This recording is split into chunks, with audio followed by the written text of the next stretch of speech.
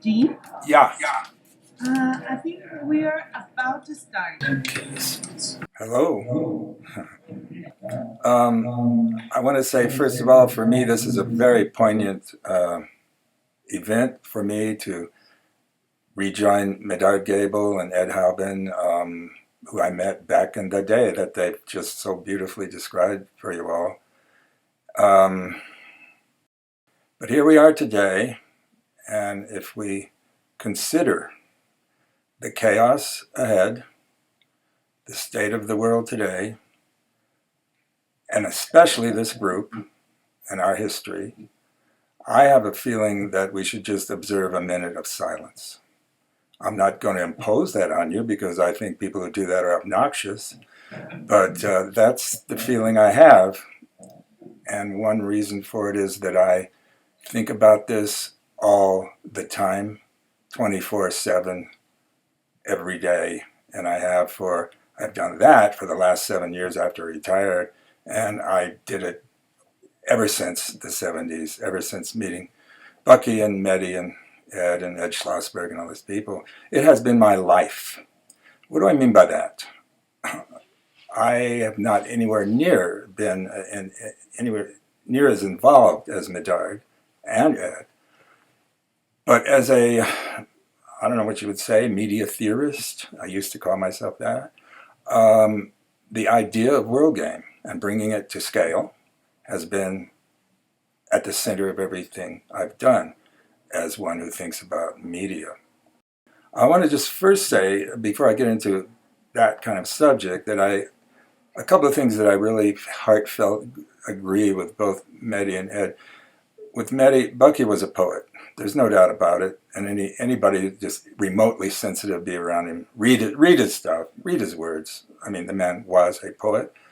Poets are extremely special people. With Ed, the man's spirituality was overwhelming. And I don't mean that in some like guru, some pop culture sense. I think that anyone who goes to the root, that is anyone who's a radical, and if there ever was a radical as Bucky, and I want to return to that you don't go to the root without touching spirituality. If you don't, if you're not feeling that, you're not at the root. So I agree. I just was so delighted to hear those words from my two friends there. I just said that Bucky was a radical. He was a radical utopian. And I'm into language the way Mehdi is into data. So I want to. I spend all my time now, a lot of my time, creating language which I hope is adequate to our historical moment. But back to that moment, Bucky was a radical utopian in this sense. And please take seriously what I'm saying about these words. Radical means one thing only: root, radix. Never equate radical with extreme. Never, ever do that. That's a method of social control. To equate radical with extreme is to buy into our own oppression. Bucky went to the root and stayed there. He was a radical. He was also utopian. Never, ever think of utopian as some kind of silly, naive, dream of bourgeois happiness or something. Utopian is one thing. It's a desire. Utopia is not a place. It's not necessarily a condition. It's a desire. No desire is ever naive. Only expectations are naive. So what is utopia? It's the desire to transform the root. Now think about it for a while. Think about those old-fashioned utopias, the perfect cities and the perfect worlds and all that. Well, one problem with those kind of utopias is it never explains how you got there. You're just there in this utopian world where everything's perfect, without really talking about the real thing. What was the axial moment? What was the insurgent algorithm that got us there in the first place? So anyway, to get back on that. So you'll see that all, the representation of all those perfect worlds expressed this desire for transformation at the root. There had to be a transformation at the root for those perfect worlds to exist, right? So utopia is the desire for transformation at the root. Radical means transformation at the root. They're redundant in that sense. And I'm saying to you that I have never met anyone more utopian radical than Bucky Fuller. And again, I want to it's so important to me, never ever use those words in those pejorative ways. That's collaboration in our oppression. I want to go back to those moments and just reflect on meeting Bucky. I met Ed Schlossberg in 1968 when I was co-editor and columnist for the most powerful underground newspaper in the United States and probably the world, Los Angeles Free Press. Had a circulation of about 100,000 a week, which means about 300,000 readers, but those were nationwide, and we even shipped 300 issues a week to Vietnam. So I was, in that sense, at the center of counterculture in certainly Los Angeles. Ed, I got a letter from this guy, Ed Schlossberg. He said, I've been reading your column. I really like it. I'm going to be out in LA. I'd like to meet you. We did meet. This is 1968. He says, he throws like 10 pounds of Bucky's books in my arms and says, read, So I started doing that. And as everyone testifies, you cannot do that and not be transformed, especially if you're interested in the things I am, revolution, language, poetry. I'd like to say one thing right when I'm on this. What is Bucky's message? One way of saying that is Bucky's message was Bucky. There are certain kind of people, and I hope you're all blessed to know some of them. The messenger is the message. You could probably say that about anyone, but there are people who it's more beneficial to talk that way. So I just want to put that in there. People talk about his impact on their lives, I've never met a more charismatic human being in my life, but that's kind of cliche. Everybody knows this, okay? But I just want to throw that in. For me, for my life, the most important thing he gave me was himself, the messenger, how to be like that kind of a person. And ever since then, I wanted to be that kind of person, the radical utopian as defined. That's a gift, that's incredibly rare that keeps you fired for the rest of your life. So going back to that, there we are in the counterculture. I'm reading all this stuff. Ed and I are getting close friends. We communicate. 1 year later in the summer, he did the World Game seminar that you've all heard about. He immediately sent me all the information about that. I don't know when the report came out, but I got that. And so I started writing a series of articles. It turned out that there were 8 or 9 or 10 of them in the LA Free Press over a 6-month period. These were, talk about long-form journalism. These were a madman's ravings. They went on, and these were huge, long articles. I was so blown away by the man. But I was speaking to an audience in a certain context, and I want to get, especially with Ed's talking about the Lower East Side and all that, Warhol and all that. This was counterculture, and I cannot emphasize enough the importance of that historical moment. That's when Bucky achieved, as we all know, his widest attention, his widest audience, his biggest impact on the world. Hey, it came from that moment of counterculture. That's not trivial. That's incredibly important because we have to learn how to think about counterculture. I'll offer my in a moment. Well, I'll do it now. Counterculture, when there's two things. There's counterculture as such, and then there's the 60s counterculture. I would suggest that the 60s counterculture was essentially the only one that surfaced in the United States. Something like it may have happened in the history of Europe, I don't know, but in the United States, my view is that counterculture as it surfaced with those particular trappings of the 60s was the only time, the only counterculture that ever existed in this country.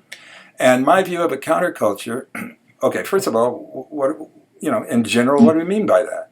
A culture whose meanings, values, and definitions of reality are exactly counter to those of the dominant culture. Now that's pretty, general, and we could go into it, and I love to go into it. This isn't the time. And so one of the things about counterculture, to be counter, one of the central things is a larger vision. If this culture's whole purpose is to keep our imaginations constrained and thin and anemic, by definition, a counterculture opens up vision, opens up imagination. Okay, and people were looking. We were all looking for that, and we were actually experiencing it. The counterculture opened up new vistas, new cultures. This is again cliche. I don't need to go into it, but you understand what I'm talking about. It was already happening, and this was profound. And I don't talk about counterculture in any kind of nostalgic way. I'm talking it's now. At any instant, we can do counterculture, and I'll talk just a little more about that just in a moment. And so into this hothouse situation comes Buckminster Fuller with his unbelievable self. And so that started my life, started everybody else's that we're talking about. I want to now just, say that today, right now, there is a counterculture emerging again. I don't think this is a new thought. Maybe you've heard it. One hears that word used even in mainstream a little bit. Counterculture. And they don't say the counterculture. They just say counterculture. Generic, right? That's great. I love hearing that. And it's emerging. The platform, if you will, we'll use a cliche, is there beyond our wildest dreams, beyond the wildest dreams of media activism of the 20th century. You all know that no one predicted or even begun to imagine what the digital condition is that we are experiencing now. And I live in it exclusively. I did what I call secede from the broadcast many, many, many decades ago. Bucky, you could say, encouraged me to secede from the broadcast, and what I mean by the broadcast is dominant culture. In any case, I want to step back now and just take a look at where we are. This is not news. I'm going to use some of my language. We're facing, they say life isn't measured by the number of breaths we take, but by the moments that take our breath away. Well, hey, are we not living in a moment that may literally take our breath away? I mean, we're looking into the face of tragedy here. This is serious business. And for 40 years, I have called this the global eco-social crisis. Eco-social.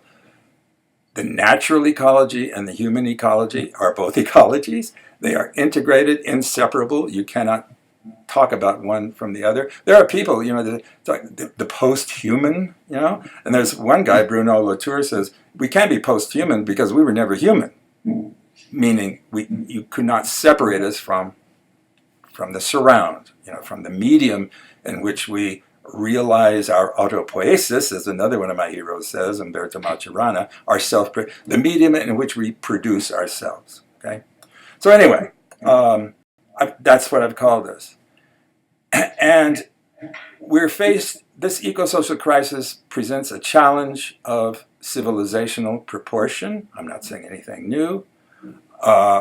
It's the challenge to create on the same scale as we can destroy.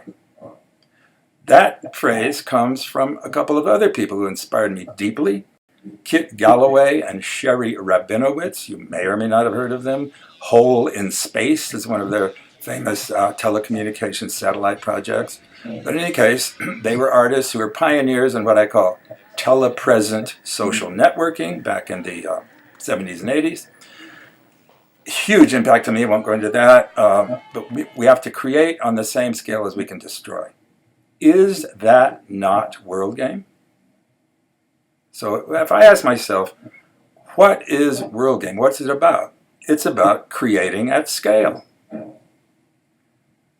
Which means that it's about imagining at scale. You can't create at scale if you can't imagine at scale.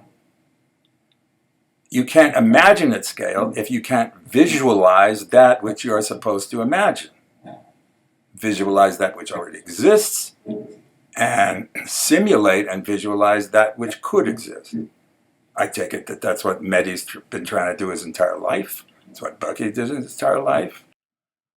my view is none of us have any business doing otherwise. I mean, no matter what you do with your day, some part of it, I mean, we have a planetary emergency, folks. And we have this great gift, this legacy of World Game. In my view, something like World Game, or the idea, the general concept of imagining at scale, which is what World Game is about, is the most important legacy of 60s counterculture. And it comes from our Buckminster Fuller. Is it sex, drugs, and rock and roll? Yeah, that was great, but what's the great legacy? It's this idea, and not only the idea, but the suggestion of ways and methods to imagine at scale. That's not permitted by power. The one thing, okay, let me say this. Back there in 1970, I started teaching, and I taught for almost 40 years, founding faculty at California Institute of the Arts. This is that very year, 1970, we're all talking about here. And what I taught all those years was social control. You would call it media studies.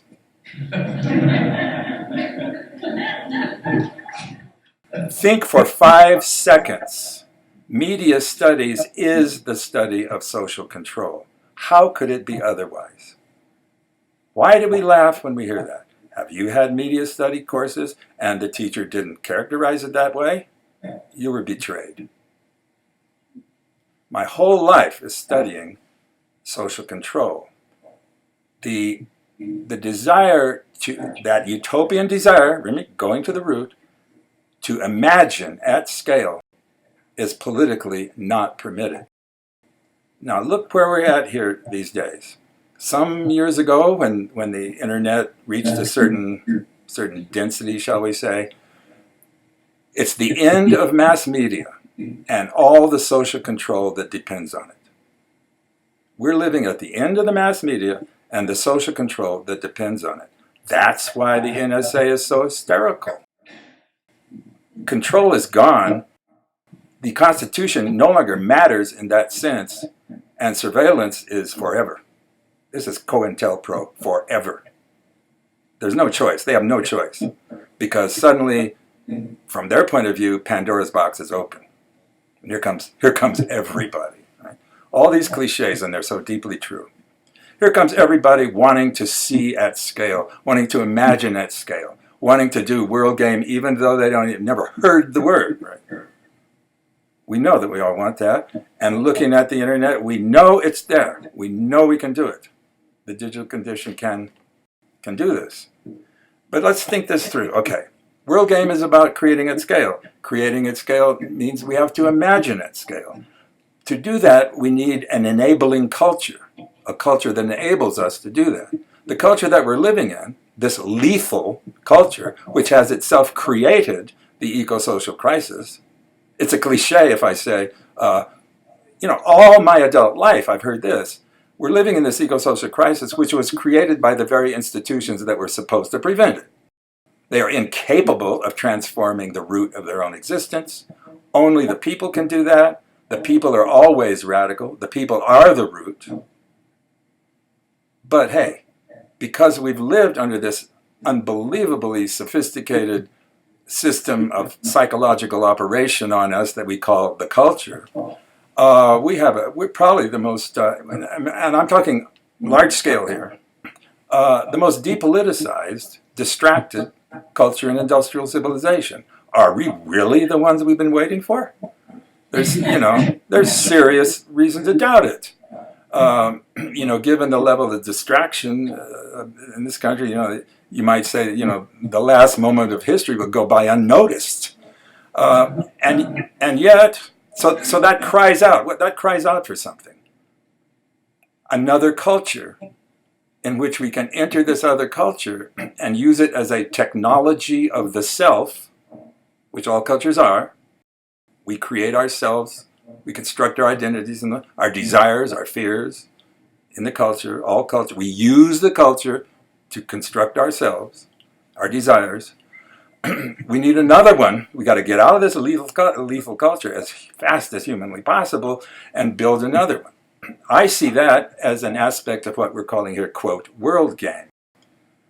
one of the things that we need to imagine is this other culture.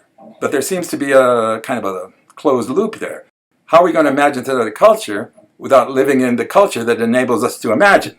Right? So that's called a causal bind. I don't think it's really as terminal as it sounds. These cliches, there is another culture, but it's in this one, another culture is possible. Those are cliches because they're true. And so it's not like, we can't do this. So to kind of wind this up, my work, as inspired by Bucky Fuller, and especially it's really being fruitful to me now, is how do we do what I call secede from the broadcast? Where again, the broadcast is dominant culture. The broadcast is Western civilization. The broadcast is capitalism. The broadcast is us. We've internalized it. It's us. It's crowdsourced in that sense. And so we need this other culture to undo that, to re-socialize ourselves and become the kind of people who are capable of addressing this breathtaking and very frightful moment where we stand. I want to just get back one more thing about Bucky as a radical utopian. That's not how he's talked about. I'm sorry I wasn't there to listen to the other panels today, so maybe he was. But to my knowledge, that's not how they talk about Bucky Fuller. He's this, cute little guy with the thick glasses who made geodesic domes and cars and, portable bathrooms and all these sort of things. But, anybody who's sensitive at all and came in contact with the man knew instantaneously that he was a radical. But that has been played down. I mean, I'm sure Mehdi could do this. You could go through his books and pull out 500-page books of quotes and you would not read anything more radical. Think what happened to Martin Luther King. He was the saint. He had this dream. Well, the man was a total political radical, and his Riverside Church speech, 1967, when he said America is the greatest purveyor of violence on the planet, all of a sudden he was no longer a saint. He was castigated. All the press came down on him because the man told the truth as a radical. Then, since then he's been sort of rehabilitated, domesticated, and now he's a saint again. Except that. Now we have the alternative media, and you can hear all the time, anytime you want, you can hear that speech over and over and over. Same way with Bucky. You can hear what he said, you can ponder what he said over and over. You can live in these words. You can live in these lives. And, Gene? Yeah. Yes. A couple of minutes for a conversation. Maybe we should close it off there. Okay. Yeah, I was through anyway. Thank you very much.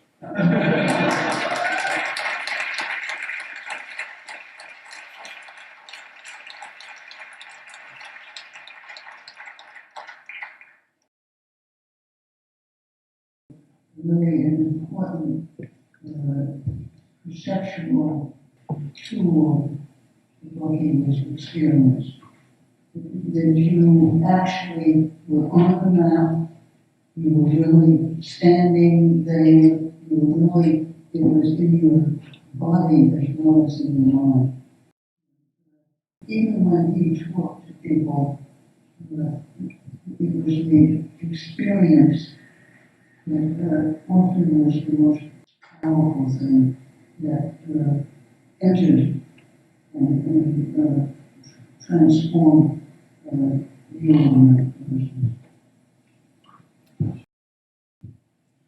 Yes. There's one aspect that kind of seems, and Ed's sort of pointing to it, but it seems to be the elephant in the room with regards to calling this a game. And if the foundation of the game was actually this complete reimagining of the cosmological, epistemological, or what's been called his epistemography, the way he was thinking about the world, the principles, challenging Cartesian space, challenging reductionism, trying to focus on how you integrate a comprehensive thinking. All of these things that now the totality of the scientific world in large part is coming to as an absolute necessity to move beyond the hyper-specialization of the academy so that we can begin to integrate all of the different ways in which we're thinking about these problems and the potential of what humanity is doing.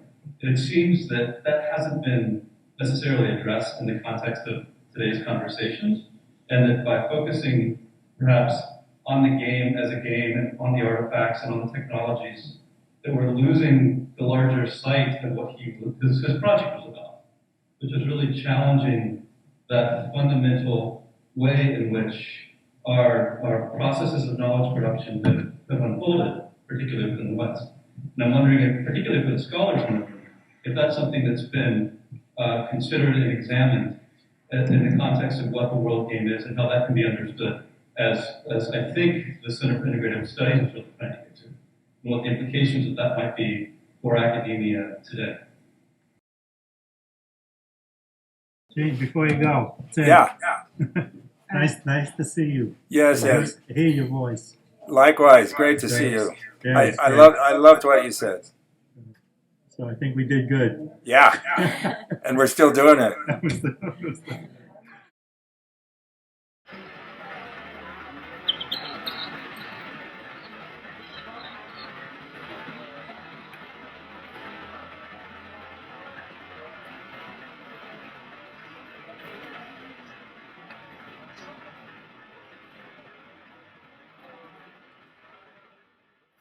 Allegra, here's Bucky with Mikhail Gorbachev.